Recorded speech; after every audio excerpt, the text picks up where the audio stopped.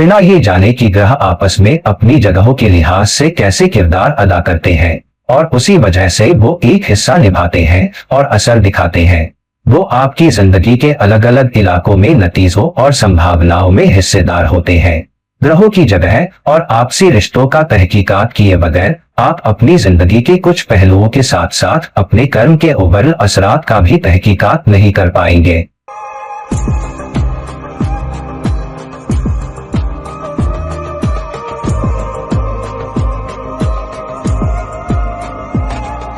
Hello, नमस्कार और आदाब मेरे सारे दोस्तों। अपने दोस्त ज्योतिषी और गाइड इरफान की तरफ से एक बार फिर आपके साथ हो अपने ही चैनल एस्ट्रो एश्योरेंस से। हम लगातार दूसरे ग्रहों से अलग अलग घरों में बैठे ग्रहों की सीरीज कर रहे हैं। इसी रोशनी में हमने पूरी सीरीज कवर की। फिर हमने राहु से अलग अलग घरों में ग्रहों की पूरी सीरीज की। अब हम शनि से अलग अलग घरों में ग्रहों की सीरीज कर रहे हैं। और मेरे सामने ये सवाल आता है, हम ग्रहों की जगह एक दूसरे से देखते हैं, मगर हम ओवरऑल कैसे देखें ग्रहों की जगह एक दूसरे से और सिर्फ अकेले ग्रह के बजाय ओवरऑल नजरिए से? हम कैसे समझें कि हमारी ग्रहों की जगह और आपसी रिश्ते कैसे अलग अलग नतीजे, अलग अलग संभावनाएं और किसी खास ग्रह और आपकी जिंदगी के किसी खास इलाके या किसी खास वक्त या दशा में क्या असर दिखा रहे हैं? तो क्योंकि हम शनि से अलग अलग घरों में ग्रहों की ये सीरीज कर रहे हैं और अगली कड़ी है शनि से अलग अलग घरों में बुध की जगह, इसलिए उस वीडियो से पहले मैंने सोचा एक शुरुआत के तौर पर ये वीडियो करूं जो अब तक हमने दूसरे ग्रहों से अलग अलग घरों में ग्रहों की जगह के बारे में किया है उसका सारांश हो। मतलब आज हम आपके कर्म के नजरिए से देखेंगे कि आपकी ड्यूटी क्या है, आपकी कमिटमेंट क्या है जो शनि से ताल्लुक रखती है। तो शनि के नजरिए से और आपके कर्म के नजरिए से आपकी जिम्मेदारियां क्या है, इस जिंदगी में आपकी ड्यूटी क्या है, इस नजरिए से हम कैसे देखें कि अलग अलग ग्रह शनि से कैसे बैठे हैं और वो आपके लिए कैसे अलग अलग संभावनाएं पैदा कर रही हैं। आपके लग्न के हिसाब से, फिर इस हिसाब से कि शनि किस घर और राशि में है, और फिर किसी खास चल रही दशा के हिसाब से आप ओवरऑल असर कैसे देखेंगे। तो हम क्या करने जा रहे हैं, हम आपके करियर के नजरिए से देखेंगे, आपकी ड्यूटी के लिए, आपकी जिम्मेदारी के लिए, आपके कर्म के लिए। अब ये बात याद रखें, शनि और राहु आपके कर्म के मामले में बहुत गहराई से जुड़े हुए हैं, क्योंकि जैसा कि हम जानते हैं शनि के साथ राहु मतलब राहु शनि की तरह है और केतु मंगल की तरह। तो अगर राहु शनि से जुड़ा है या शनि को पसंद करता है और राहु शनि के साथ कुंभ राशि का सहमालिक भी है, मतलब आपको अपनी कुंडली में राहु और शनि के कनेक्शन को गौर से देखना चाहिए। तो हम ये कैसे देखें? सबसे पहले समझे कि आपका राहु कहाँ है और देखिए आपका शनि कहाँ है। राहु आपकी पूरी जिंदगी का कुल कर्म है, जहां आपकी ड्यूटी है, कौन सा इलाका, कौन सा खास मैदान जहां आपका कुल कर्म है। शनि आपको बताएगा कि उस इलाके में कैसे आगे बढ़ना है, किस तरह आप उस इलाके के लिए कमिटमेंट दिखाएंगे, उस इलाके के प्रति आप कैसे ज्यादा ड्यूटीशुआर होंगे, आप कुल संभावनाओं और कार्यवाहियों के प्रति कैसे वफादार रहेंगे, क्या करना है और क्या नहीं करना है उस इलाके के लिहाज से, और सामान्य तौर पर करियर के लिए भी। शनि कल पुरुष कुंडली में 10वां लॉर्ड भी है, तो शनि आपके करियर, आपके काम से भी गहराई से जुड़ता है। तो चलिए एक लग्न को सामने लेकर देखते हैं। यहाँ मैं मिथुन लग्न ले रहा हूँ, क्योंकि हमारी अगली कड़ी है शनि से अलग अलग घरों में बुध की जगह। तो आज मैं बुध से जुड़ा एक लग्न ले रहा हूँ, वो है मिथुन, और उसे भी एक चार्ट के लिए लग्न बना रहा हूँ। और फिर देखेंगे कि शनि कैसे बैठा है और कैसे ओवरऑल ग्रहों की जगह शनि के लिहाज से किरदार अदा करेगी, और कैसे आप किसी खास वक्त में सोचते हैं, कैसे आप जिंदगी के किसी खास दौर में सोचते हैं, वो कुछ नतीजे दिखाएगा। जबकि आपकी जिंदगी का दूसरा पहलू जो करियर से, कर्म से जुड़ा है, वो अलग नतीजे दिखाएगा। तो चलिए एक खास मिसाल लेते हैं और फिर उसमें गहराई से उतरते हैं, ताकि आप इस मिसाल को इस्तेमाल कर सकें और फिर अपनी खुद की कुंडलियों में देख सकें, और इस खास मिसाल की गाइडलाइंस को अपनी कुंडलियों के लिए भी इस्तेमाल कर सकें। अब एक मिथुन लग्न वाले शख्स की मिसाल लेते हैं। जैसा मैंने कहा, मैं मिथुन लग्न इसलिए ले रहा हूँ क्योंकि इसके बाद की वीडियो जो मैं लाने वाला हूँ वो है शनि से अलग अलग घरों में बुध की जगह। तो मैं यहाँ मिथुन लग्न ले रहा हूँ। तो एक मिथुन लग्न वाले शख्स के लिए जहाँ शख्स का लग्न है या डी एक चार्ट मिथुन का है, बुध कहाँ है, लग्नेश तीसरे घर में है, दूसरे घर में चंद्रमा है, फिर चौथे घर में केतु और मंगल साथ बैठे हैं, पांचवें घर में सूर्य नीच राशि में है, शनि सातवें घर में धनु राशि में है। तो ये अहम है क्योंकि आज हम ज्यादा फोकस करेंगे कर्म के नजरिए से, कैसे हम आपके कर्म को देखें, आपका करियर और कर्म का अलग अलग घरों में अलग अलग ग्रहों की जगह से क्या रिश्ता है। तो शनि धनु राशि में सातवें घर में बैठा है, लोगों का, बाजार का, दूसरे लोगों का, फैमिली लाइफ का या जोड़े की जिंदगी का, शादी की जिंदगी का। राहु 10वें घर में मीन राशि में बैठा है, तो ये है विदेश, विदेशी पेशे या उन इलाकों से जुड़ाव जो वर्चुअल होते हैं। ये शख्स को उसके करियर के प्रति एक खास तरह से एक्शन लेने की भूख और लालच भी देता है। शनि शख्स को ज्यादा कमिटेड और खूबसूरत बना रहा है। जैसा मैंने कहा, जोड़े की जिंदगी के प्रति, पार्टनरशिप के प्रति, टीम वर्क के प्रति। सूर्य नीच में है मगर फिर भी थोड़ा ताकतवर है क्योंकि वो पांचवें घर में कलपुरुष कुंडली में है। सूर्य पांचवें घर का मालिक है तो वो थोड़ी ताकत बरकरार रखे हुए है, हालांकि नीच में है। मगर ये भी दिखा रहा है कि करियर बदलने के लिहाज से आपकी जिंदगी कैसे बदलेगी, क्योंकि पांचवा घर 10वें घर का 8वां भी है। साथ ही आपके रोमांस के लिहाज से भी किस तरह के हालात आप बच्चों के साथ झेलेंगे, मिसाल के तौर पर आपके इन्वेस्टमेंट्स के साथ भी ये सब जुड़ रही है। चौथे घर में मंगल इस शख्स को मांगलिक बनाता है और केतु के साथ होने से घरेलू जिंदगी से थोड़ा अलगाव है, थोड़ी मुश्किल भी घरेलू जिंदगी में, मगर फिर भी घरेलू जिंदगी पर बहुत फोकस और तवज्जो भी है। बुध लग्नेश होने के नाते शख्स को लोगों पर असर डालने, मार्केटिंग में, सिखाने समझाने और गाइड करने में बहुत फोकस बना रहा है और कम्युनिकेशन स्किल्स भी इस शख्स की जिंदगी के अलग अलग पहलुओं की चाबी हो सकती है। दूसरे घर में अपनी राशि में चंद्रमा एक ताकतवर जगह बनाता है क्योंकि कलपुरुष कुंडली में चंद्रमा दूसरे घर में वृषभ राशि में उच्च का भी हो जाता है। तो ये एक तगड़ा चंद्रमा है जो शख्स को उसकी फाइनेंशियल सिक्योरिटी, उसके खानदान, उसकी विरासत, उसकी कौम, उसके बड़े खानदान के बारे में इमोशन बनाता है कि वो किस कबीले से ताल्लुक रखता है। फिर हमने राहु के बारे में तो बात कर ली। 11वें घर में बृहस्पति है मगर मेष राशि में। तो मैंने राहु और केतु करंट ट्रांजिट पीरियड्स में लिए हैं क्योंकि राहु अभी वैसे भी मीन से गुजर रहा है और केतु वैसे भी कन्या से गुजर रहा है। बृहस्पति अभी वृषभ में जाने ही वाला है तो मैंने बृहस्पति को मेष में लिया। तो वो लोग जो इसे वृषभ के नजरिए से देखना चाहते हैं वो भी देख सकते हैं और ऐसा करने से हमारे लिए आसानी हो जाती है। जब हम किसी ग्रह की दशा देखते हैं फिर हमारे लिए देखना आसान हो जाता है जब राहु मीन में हो और केतु कन्या में हो।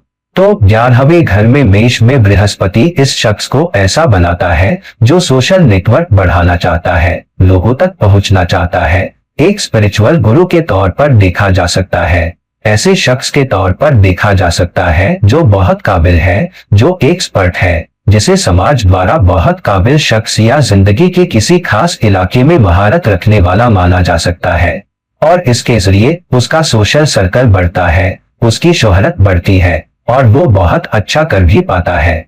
और ये किसी न किसी तरह शख्स के करियर से भी जुड़ रहा है, कंसल्टिंग, गाइडिंग, एडवाइजिंग से जुड़ रहा है। आखिर में शुक्र बहुत ताकतवर है क्योंकि शुक्र 12वें घर में कलपुरुष कुंडली में मीन राशि में उच्च का हो जाता है। तो ये एक तगड़ा शुक्र है, मगर वृषभ राशि में तो शख्स को अच्छी जिंदगी पसंद आएगी, बेहतर क्वालिटी की जिंदगी पसंद आएगी, मगर खर्चे में नुकसान भी होगा। तो इस शख्स को थोड़ा ख्याल रखना होगा कि वो अपने पैसे कैसे खर्च करता है। मगर ये शख्स को विदेशी ताल्लुकात से भी कुछ हद तक पैसे आने का इशारा देता है, खासकर राहु भी मीन राशि में होने से। तो अब हमने ओवरऑल इस लग्न चार्ट से, उसके डी एक चार्ट से देख लिया कि कैसे बैठा है, खास तौर पर अब शनि के लिहाज से। मगर क्योंकि हम कर्म की बात कर रहे हैं, ड्यूटी की बात कर रहे हैं, जिम्मेदारी की बात कर रहे हैं और हम शनि के नजरिए से अलग अलग चार्ट की ओवरऑल जगह देखना चाहते हैं, और क्योंकि अगली वीडियो भी शनि के नजरिए से है, शनि से अलग अलग घरों में बुध, हम शनि की धनु राशि में जगह को मिसाल के तौर पर इस्तेमाल कर रहे हैं। आप किसी भी ग्रह की किसी खास घर में, किसी खास राशि में जगह को मिसाल के तौर पर इस्तेमाल कर सकते हैं।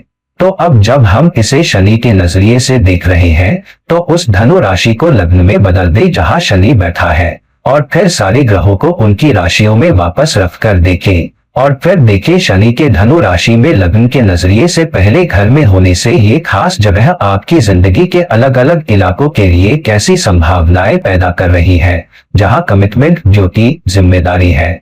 तो चलिए इसे लग्न में बदलकर देखते हैं। तो जब हम धनु राशि को लग्न में बदलते हैं, शनि को वहां रखते हैं, ग्रहों को उनकी राशियों में रखने के लिहाज से, तो दी एक चार्ट में राहु मीन राशि में था। तो इस खास चार्ट में जहां आप शनि की जगह को लग्न बनाते हैं, राहु मीन में ही रहता है, केतु और मंगल कन्या में ही रहते हैं। घर बदल जाते हैं मगर राशियां वही रहते हैं। बृहस्पति मेष में ही रहता है, शुक्र वृषभ में ही रहता है, चंद्रमा कर्क में ही रहता है, बुध मिथुन में ही रहता है, और सूर्य अपनी नीच राशि तुला में ही रहता है। तो अब शनि को लग्न या धनु राशि में बदलकर अब आपकी कमिटमेंट, आपकी ड्यूटी, जहां आपका कर्म है, जहां आपकी ड्यूटी आपके करियर में है, कैसे अलग अलग ग्रहों की जगह अलग अलग संभावनाएं, अलग अलग सोच पैदा कर रही है आपके लिए। तो हर घर शनि से अलग अलग घरों में हर ग्रह आपके करियर में, आपके काम में, आपकी ऑर्गेनाइजेशन में, आपकी कमिटमेंट में, आपकी ड्यूटी और जिम्मेदारियां निभाने की काबिलियत में कैसे हर ग्रह असर डाल रहा है। आप कैसे सोच रही हैं, कैसे कर रही हैं, कैसे एक्शन ले रही हैं, किस तरह के नतीजे मिल रही हैं। मिसाल के तौर पर आपके कर्म में, ड्यूटी में, करियर में। तो शनि अब लग्न में है मगर धनु राशि में, मतलब आपके कर्म करने में, ड्यूटी निभाने में, कमिटमेंट में, जिम्मेदारी संभालने में हायर लर्निंग धनु राशि के साथ बताती या बात करती है, या उसका सिग्निफिकेटर है, बहुत अहम है। मतलब आपकी ड्यूटी बेहतर करने में हायर लर्निंग, हायर अनुभव ज्यादा अहम होंगे। तो जितनी ज्यादा हायर लर्निंग आप हासिल करेंगे, जितना ज्यादा अनुभवी लर्निंग आप हासिल करेंगे, उतना ही बेहतर आप अपनी ड्यूटी निभा पाएंगे, आप अपना कर्म बेहतर कर पाएंगे। तो ये शनि की धनु राशि में एक बहुत मजबूत जगह है। ये एक बहुत जस्टिस ओरिएंटेड राशि भी है। मतलब आप ऐसे शख्स हैं जिसे इंसाफ पसंद है, आपको जस्टिस पसंद है, और कभी कभी इंसाफ के लिए आप अपनी खुद की भलाई, अपनी खुद की तंदुरुस्ती भी दांव पर लगा देते हैं। अब शनि से अलग अलग घर देखते हैं। तो पहला घर जो कब्जे में है वो है चौथा घर। राहु यहाँ बैठा है, मतलब आपके कर्म करने और ड्यूटी निभाने में, जिम्मेदारी संभालने में आपका घरेलू घर जहां राहु बैठा है मगर मीन में, मतलब आप पाएंगे कि अपनी ड्यूटी निभाते हुए कई बार आप घर में ऐसे लोगों का सामना करेंगे जो आपसे आपकी घरेलू जिंदगी में ज्यादा चाहते हैं। कोई आपसे उससे ज्यादा चाह सकता है जो आप दे पाते हैं या जो वो जस्टिफाइड मान रहे हैं। कभी बच्चे आपसे ज्यादा मान सकते हैं, कभी बीवी आपसे ज्यादा तवज्जो, वक्त, पैसा, मेहनत मान सकती है, और आप भी अपने बच्चों या खानदान के लिए बहुत अच्छा करना चाहेंगे उससे ज्यादा जो आपकी जेब में है। तो कभी कभी आप बहुत ज्यादा खर्चीले हो सकते हैं, आप घर पर बहुत ज्यादा देने वाले हो सकते हैं, खानदान के लिए ज्यादा करना चाहेंगे क्योंकि राहु का वहां बैठना मतलब आप खानदान के लिए लालची हैं या घरेलू जिंदगी के लिए लालची हैं। तो कभी कभी ये एक ऐसी जगह भी है जहां आप अच्छी फाइनेंशियल सिक्योरिटी चाहते हैं, अच्छे घर, अच्छी जायदाद अपने खानदान के लिए भी। आपको घर पर अच्छी सुविधाएं पसंद आएंगी, आपको टीवी पसंद आएगा, एसी पसंद आएगा, घर पर सारी सुविधाएं पसंद आएंगी। तो आप महसूस करते हैं कि अपनी ड्यूटी निभाते हुए ये भी आपकी जिम्मेदारी है कि आप अच्छी क्वालिटी की जिंदगी दें, आरामदायक जिंदगी दें, उससे ज्यादा जो खानदान लायक है, उससे ज्यादा जो आपकी जेब इजाजत देती है या करियर इजाजत देता है, आप वो करना चाहते हैं। तो ये है राहु का शनि से चौथी जगह का मतलब, कैसे आपका करियर, आपके काम में, ड्यूटी और जिम्मेदारी में कैसे राहु एक्शन ले रहा है, किस तरह के नतीजे दे रहा है। मगर ये कोई बुरा राहु नहीं है। मीन में राहु, मैंने कई वीडियोस में कहा है, ये एक अच्छा राहु है। मीन राशि में राहु उसे एक देवता बना देता है। मतलब अगर आप अपना कर्म करते हैं, जहां भी राहु बैठा है वो आपकी पूरी जिंदगी का कुल कर्म है, आपकी पूरी जिंदगी की ड्यूटी और कमिटमेंट है। राहु एक देवता बन जाता है। यहाँ चौथे घर घरेलू जिंदगी में राहु का बैठना मतलब आपकी कमिटमेंट या ड्यूटी आपके खानदान, बढ़े हुए खानदान के प्रति है। इसमें बीवी शामिल है, इसमें आपके बच्चे शामिल हैं। अगर आपके माता पिता आपके साथ रहते हैं, आपके घर में आपके साथ रहने वाला हर शख्स, आपकी ड्यूटी उनके प्रति हो जाती है और आपकी ड्यूटी कुल कर्म उनकी देखभाल, उनकी जरूरतें, उनकी खुशी, उनकी सुरक्षा, उनके आराम को संभालना बन जाता है उस हद तक जो वो चाहते हैं। सिर्फ आप नहीं चाहते बल्कि वो कैसे देखते हैं उस हिसाब से। फिर बृहस्पति का शनि से 5वें में जाना मतलब आपकी ड्यूटी, आपकी कमिटमेंट शनि से 5वें घर के नजरिए से कहा है। तो आपके बच्चों के लिहाज से आपकी ड्यूटी या जिम्मेदारी है कि आप अपने बच्चों को ज्यादा हिकमत के साथ गाइड करें। कोशिश करें कि अपने बच्चों को ज्यादा हिकमत के साथ पाले बजाय सिर्फ ज्यादा मटेरियलिज्म पर ध्यान देने के। कुछ पेरेंट्स अपने बच्चों को सिखाते हैं कि आपको मटेरियलिस्टिक होना चाहिए, आपको वो पढ़ाई लेनी चाहिए जिसमें आप अच्छे हैं, जो आपको पैसा दिलाएगी। आजकल इंजीनियरिंग बहुत अच्छा कर रही है, आजकल आर्टिफिशियल इंटेलिजेंस बहुत अच्छा कर रही है, आजकल आईटी बहुत अच्छा कर रहा है। तो पेरेंट्स बच्चों को उन इलाकों में, उन हायर क्वालिफिकेशंस में धकेलने की कोशिश करते हैं जो ज्यादा पैसा दिलाते हैं। तो यहाँ शनि का धनु राशि में होना, जिसका मालिक बृहस्पति है, बृहस्पति का शनि से 5वें में जाना मतलब आपकी ड्यूटी बच्चों के प्रति हिकमत से गाइड करना होगी। दूसरी बात आपके करियर में, क्योंकि शनि करियर से भी जुड़ा है, बृहस्पति 10वें घर में भी है, मतलब आपके करियर के लिहाज से आपकी ड्यूटी और जिम्मेदारियों में हमेशा हिकमत से जुड़ा बदलाव ढूंढे, हिकमत भरे फैसले लें। हायर अथॉरिटी या हायर डिजिग्नेशन या हायर पैसे या हायर ब्रांड की ऊंची पुकार के लिए न पड़े। ओवरल हिकमत से देखें ये नया मौका मेरी किस तरह सेवा कर रहा है, क्या ये लंबे वक्त में हिकमत भरा है, क्या ये मेरे काम में मेरी मदद करेगा, क्या ये मेरे बच्चों की बेहतर देखभाल करने में मेरी मदद करेगा, क्या ये मेरे लिए ये बढ़ाने में मदद करेगा कि मैं अपने बच्चों के लिए कितना कर सकता हूँ, क्या ये मेरे लिए बच्चों से गहराई से जुड़ने और उन तक पहुंच रखने में मदद करेगा ताकि मैं उन्हें गाइड कर सकूं बजाय उनसे दूर रहने के। तो अपने करियर से जुड़े फैसले बहुत जिम्मेदारी और कमिटमेंट के साथ लेना भी बहुत अहम है।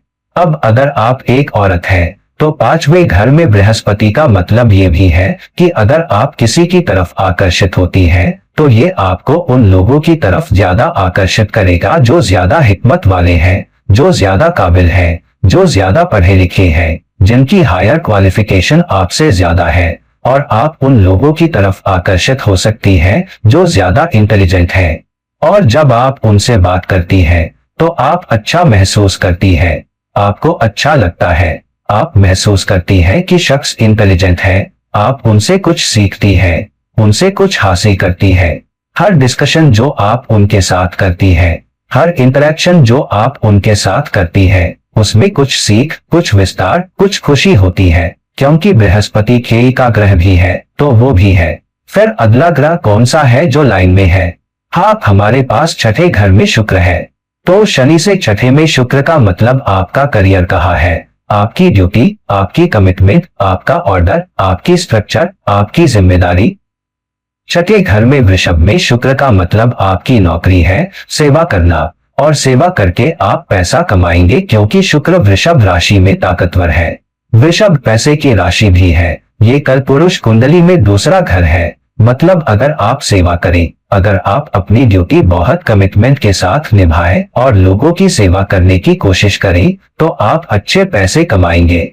और क्योंकि ये शुक्र है मतलब आपके जेंडर से उल्टा जेंडर वो होगा जिसकी आप ज्यादा सेवा करेंगे। तो अगर आप किसी ऑफिस में रिसेप्शनिस्ट हैं तो आप पाएंगे कि ज्यादा मर्दों के कॉल आएंगे, ज्यादा मर्द आपकी फ्रंट डेस्क पर आ सकते हैं अगर आप औरत हैं। अगर आप मर्द हैं तो आप पाएंगे कि आप ऐसे इलाके में काम कर सकते हैं जो औरतों से ज्यादा जुड़ा हुआ है। मिसाल के तौर पर किसी स्टोर में जहां औरतों के सामान ज्यादा हो या जहां औरतें ज्यादा आती हो, घरेलू सामान जहां औरतें ज्यादा खरीदने आती हो या जो भी। तो किसी न किसी तरह सेवा उल्टे जेंडर से जुड़ रही है अगर आप मर्द हैं। और साथ ही छठा घर है सेवा करना उनकी भी, जो बदहाल है, गरीब है, कमजोर है, जानवर है, बीमार है, तो कोई भी जो मुसीबत में है उनकी मदद करना।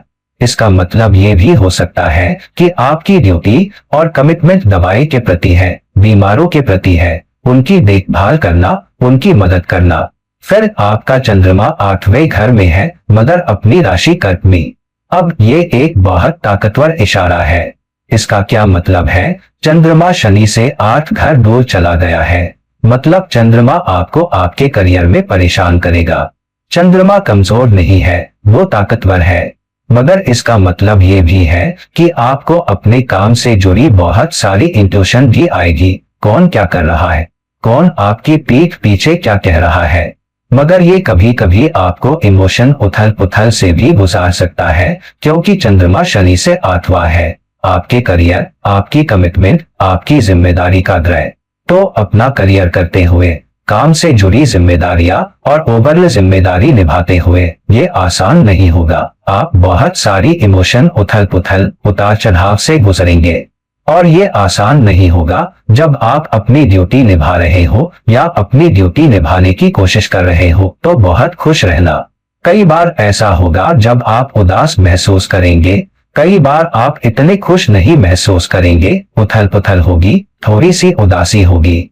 आप अलग थलग महसूस कर सकते हैं, आप महसूस कर सकते हैं कि आप अकेले हैं, आपकी मदद करने वाला कोई नहीं है, आपकी कदर नहीं है, आपसे प्यार नहीं किया जाता। तो कई बार आपको ये एहसास होगा, मगर ये तय है, खास तौर पर ड्यूटी से जुड़ा हुआ। तो अपने बच्चों के प्रति ड्यूटी, अपने काम के प्रति ड्यूटी, अपने ससुराल वालों के प्रति ड्यूटी, अपने भाई बहन के प्रति ड्यूटी, अपने माता पिता के प्रति ड्यूटी, अपने पार्टनर के प्रति ड्यूटी, अपने टीम मेंबर्स के प्रति ड्यूटी, उथल पुथल तय है। हालांकि चंद्रमा ताकतवर है, मतलब आप उन सारी चुनौतियों, मुश्किलों पर काबू पा लेंगे जो आपके काम, आपके करियर से जुड़ी है।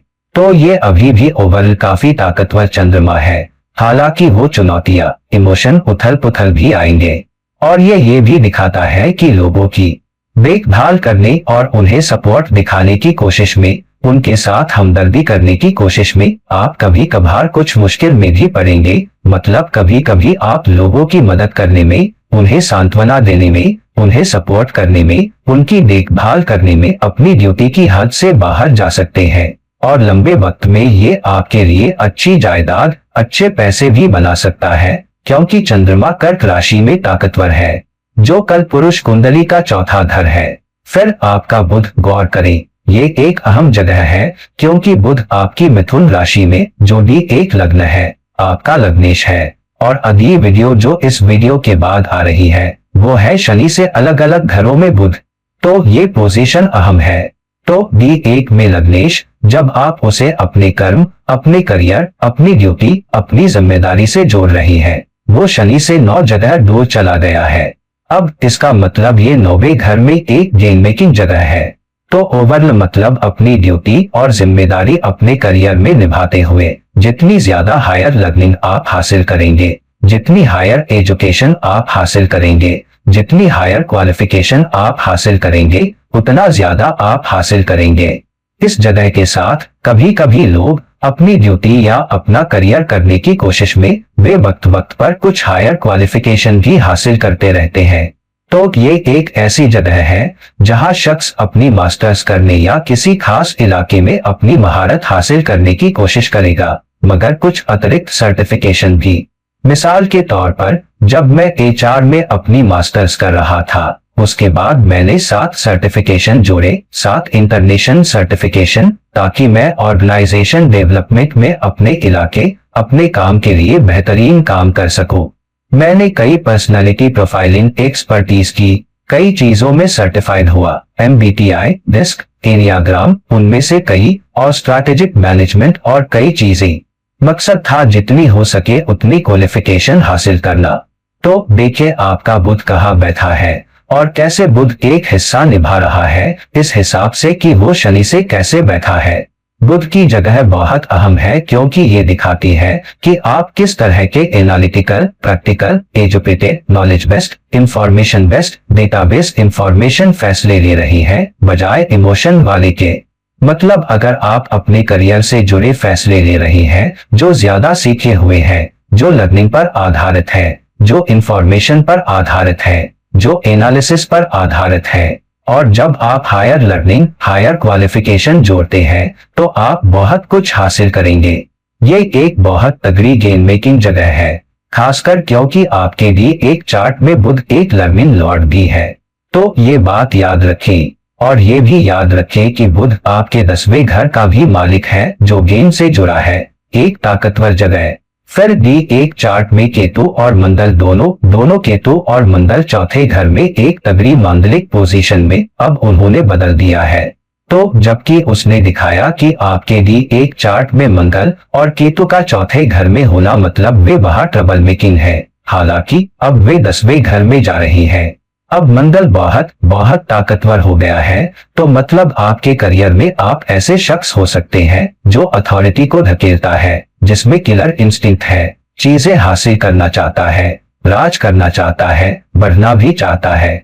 कभी कभी हम काम पर बहुत अलग तरह से बर्ताव कर सकते हैं, उस तरह से जैसे हम घर पर करते हैं। कभी कभी हम बच्चों के साथ बहुत अलग तरह से बर्ताव कर सकते हैं, उस तरह से जैसे हम पब्लिक में करते हैं। कभी कभी हम दोस्तों के साथ बहुत अलग बर्ताव कर सकते हैं, उस तरह से जैसे हम माता पिता के साथ करते हैं। वो भी इसलिए क्योंकि अलग अलग ग्रह अलग अलग इक्वेशन में कैसे बैठे हैं। तो एक ग्रह जो चौथे घर में बैठा है, जब उसे दोस्तों के नजरिए से देखा जाता है वो अलग हो सकता है। जब उसे बृहस्पति से लर्निंग नजरिए से देखा जाता है वो अलग होगा। जब उसे आपके इमोशन नजरिए से देखा जाता है वो अलग हो सकता है। जब उसे जिम्मेदारी अथॉरिटी नजरिए से देखा जाता है वो अलग हो सकता है। अब क्योंकि हम करियर के नजरिए से देख रहे हैं, ये एक ऐसा शख्स है जो धकेलता है, जो कड़ी मेहनत करता है, बहुत मोटिवेटेड। हालांकि यहाँ केतु का बैठना मतलब इस शख्स को higher authority position, higher designation हासिल करने के लिए बहुत कड़ी मेहनत करनी पड़ेगी और केतु उसे दूर रखेगा। तो एक तरफ जहां ये शख्स बहुत कड़ी मेहनत करेगा, बहुत किलर इंस्टिंक्ट करियर की सीढ़ी ऊपर चढ़ने की कोशिश करेगा, ये आसान नहीं होगा। केतु उसे दूर रखेगा, उसकी कोशिशों या दूसरे लोगों से उसके कनेक्शन से काटता रहेगा या दूर रखेगा। और ये भी बहुत अहम हो जाता है क्योंकि सूर्य जो अथॉरिटी लीडरशिप का सिग्निफायर भी है, 11वें घर में नीच में है, दूसरे लोगों को प्रभावित करने का, ख्वाहिशें और इच्छाएं पूरी होने का, मतलब आपकी विजन हायर अथॉरिटी पाने की इच्छा आसान नहीं होगी। आपको बहुत बहुत कड़ी मेहनत करनी होगी केतु के यहाँ 10वें घर में होने और सूर्य के नीच में जाने की वजह से। सूर्य अथॉरिटी, लीडरशिप, सीनियर्स का भी प्रतीक है, तो ये एक टफ लेसन है। मतलब शख्स अपनी पूरी जिंदगी बहुत मेहनत कर सकता है और सीनियर मैनेजमेंट या सबसे सीनियर मैनेजमेंट तक पहुंच सकता है, मगर शायद सीईओ या कंपनी का हेड बनने या बोर्ड ऑफ डायरेक्टर्स में जाने तक न पहुंच पाए। तो अब जब हमने करियर के नजरिए से, ड्यूटी से, जिम्मेदारी से, हर ग्रह की जगह के असर से देख लिया है, अब देखते हैं एक खास दशा में कैसे वही ग्रहों की जगह हम ट्रांजिट नहीं देख रहे, हम नेटल चार्ट देख रहे हैं, संभावना के तौर पर सामने ला सकती है। ट्रांजिट आपको कुछ और दे सकते हैं। तो अब क्योंकि चंद्रमा कर्क राशि में है, चलिए उसे दशा के तौर पर लेते हैं जिसमें शख्स है, ताकि आसानी हो। तो देखते हैं अगर आप दशा को उस ग्रह के लग्न में बदल दे जिसकी दशा आप चल रहे हैं, क्योंकि आप चंद्रमा की दशा में चल रही हैं, तो आप उस राशि को लग्न में बदल दें जिसमें चंद्रमा बैठा है। तो दी एक चार्ट में चंद्रमा कर्क राशि में है, तो अब आप उसे दशा के लिए लग्न में बदल दें। मगर चंद्रमा की दशा में आप देखते हैं शनि अब छठे घर में चला गया है। मतलब आप उस दशा में कैसे सोच रहे हैं, आपका फोकस कहाँ है, आपकी तवज्जो कहाँ है, आप कहाँ सपोर्टिव हो रही है, आप कहाँ केयरिंग हो रही है। ये दिखाता है कि देखभाल, मोहब्बत, छठा घर है सेवा, और सेवा के जरिए आप पैसा भी कमा रही हैं, क्योंकि चंद्रमा चौथे घर और कर्क राशि में ताकतवर है, जो कल पुरुष कुंडली का चौथा घर भी है। मतलब आपकी कर्क दशा में मौका, जितना ज्यादा आप हायर लर्निंग के साथ, हायर क्वालिफिकेशन के साथ कुछ एक्स्ट्रा सर्टिफिकेशन जोड़कर सेवा करेंगे, उतना बेहतर आप करेंगे। आप बेहतर क्यों करेंगे? क्योंकि D1 का लग्नेश बुध दूसरे घर में और सिंह राशि में चला गया है। मतलब शायद बदलाव का मौका भी हो, शायद एक बदलाव भी हो, क्योंकि बुध लग्नेश सिंह राशि में चला गया है। कल पुरुष कुंडली का 5वां घर और 5वां घर 10वें घर का 8वां है। तो ये एक ताकतवर जगह है। क्यों? क्योंकि कर्क चंद्रमा की दशा में बृहस्पति 10वें घर में है और बुध लग्नेश को देख रहा है। मतलब आपकी कर्क दशा में, आपके चंद्रमा की दशा में, आपके नाटल चार्ट में इस जगह के साथ आप अपने करियर में बहुत कुछ हासिल करेंगे, अपनी लर्निंग बढ़ाएंगे, अपनी एजुकेशन बढ़ाएंगे, ज्यादा हायर सर्टिफिकेशन हासिल करेंगे और आप पैसे पर फोकस्ड होंगे, आप फाइनेंशियल सिक्योरिटी पर फोकस करेंगे। ओवरऑल अच्छा। हालांकि आपकी घरेलू जिंदगी में सूर्य का तुला राशि में नीच में जाना मतलब बहुत सारी सेवा करने और कड़ी मेहनत करने या काम से जुड़े रहने में आप अपनी घरेलू जिम्मेदारियों को अपनी चंद्रमा दशा में नजरअंदाज कर सकते हैं। तो मैं दशा पीरियड पर ज्यादा वक्त नहीं लगाना चाहता, आप बस देखिए कैसे हर ग्रह की जगह, हमने बृहस्पति के बारे में बात कर ली, हमने बुध के बारे में बात कर ली, हमने शनि के बारे में बात कर ली, हमने सूर्य के बारे में बात कर ली। शुक्र आपको हायर ख्वाहिशें और इच्छाएं देगा, पैसा कमाने का मौका भी देगा, मगर ये बहुत आसान नहीं होगा जब तक आप सेवा नहीं करेंगे, जब तक आप में सेवा की नियत नहीं होगी। 9वें घर में राहु मतलब आप गेन पर बहुत बहुत स्ट्रांगली फोकस्ड रहेंगे, आप गेन देखेंगे। ये आपको मौका देगा यहाँ तक कि विदेश जाने का या कुछ हायर लर्निंग लेने का, या आपका काम विदेश से गहराई से जुड़ सकता है। विदेश क्यों? क्योंकि 12वां लॉर्ड लग्नेश है और दूसरे घर में चला गया है, बृहस्पति के 5वें पहलू के नीचे। फिर दूसरी चीज ये भी देखनी है कि शनि का तीसरा पहलू 8वें घर पर कहाँ है। ये प्रोटेक्टिव शनि है। 7वां पहलू 12वें घर पर है, स्ट्रांगली एक्टिवेटिंग, विदेश से जुड़ना या विदेशी कंपनियों के लिए काम करना। शनि का 10वां पहलू तीसरे घर में मंगल और केतु पर है, मतलब विदेश से जुड़ना या विदेशी क्लाइंट से जुड़ना अपनी मेहनत, अपने प्रयास से। तीसरा घर प्रयास का घर है और शनि का 10वां पहलू वहां है। तो चंद्रमा की दशा में आपको बहुत कड़ी मेहनत करनी पड़ सकती है, लोगों की सेवा करनी पड़ सकती है, बहुत हिकमत से काम करना पड़ सकता है। फिर आपके पैसे, आपकी आमदनी का विस्तार होगा, नए मौके भी आएंगे और राहु की भूख और लालच भी आपकी उस दशा में मदद कर सकता है। तो दोस्तों, अब जब हमने देख लिया है कैसे आपके लग्न चार्ट से आप पहले किसी खास ग्रह की ओवरऑल जगह उस ग्रह के उस इलाके के लिहाज से देखते हैं, तो अगर आप इमोशन नजरिए से देख रहे हैं तो आप देखें चंद्रमा कहाँ बैठा है और चंद्रमा से दूसरे ग्रह कहाँ है। अगर आप लीडरशिप अथॉरिटी देख रहे हैं, आप सूर्य की जगह देखें, आपका सूर्य कहाँ बैठा है और सूर्य के घर से दूसरे ग्रह कहाँ बैठे हैं। अगर आप अपनी पूरी जिंदगी के कुल कर्म, अपनी ड्यूटी, अपनी कमिटमेंट, ओवरऑल कर्म जिंदगी देख रहे हैं, आप राहु देखें। मगर अगर आप खास तौर पर ओवरऑल राहु के भीतर देख रहे हैं कि आपकी ड्यूटी कहाँ है, आपकी कमिटमेंट कहाँ है, आपका करियर कहाँ है, आपकी काम की जिम्मेदारियां और राहु का कर्म कैसे करना है, तो आपको शनि देखना चाहिए। तो अब जब हमने देख लिया है कैसे आप एक खास ग्रह को ले सकते हैं, आज हमने शनि की मिसाल ली क्योंकि हम खास तौर पर करियर, काम, आपकी जिम्मेदारी और जहां आपकी कमिटमेंट है उस पर देख रहे थे। तो कृपया इसमें कूदें और देखिए अपने D1 चार्ट में आपका शनि कहाँ है, फिर उस जगह उस राशि को लग्न में बदल दें और वहां से आप देखिए अलग आप है। जो भी ग्रह दशा पर राज कर रहा है उसकी जगह को बदले, उस खास ग्रह की जगह को, राशि नहीं ग्रह की उस खास राशि में जगह को लग्न में बदल दे। उस नजरिए से आप देखिए कि कैसे ओवरऑल आपके D1 चार्ट की जगह सामने ला रही है। मिसाल के तौर पर शनि के नजरिए से, फिर शनि लग्न देखें और देखिए कि कैसे ओवरऑल जगह आपकी संभावना दे रही है, क्या रुझान है और क्या नतीजे आपको मिल रही हैं अपने करंट छोटे दौर में जो आप अपनी जिंदगी में गुजर रही हैं।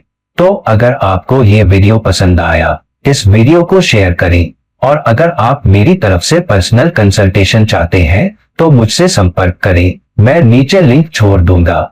किसी और वक्त किसी और वीडियो के साथ, ये है आपका दोस्त ज्योतिषी और गाइड इरफान विदा लेता हुआ।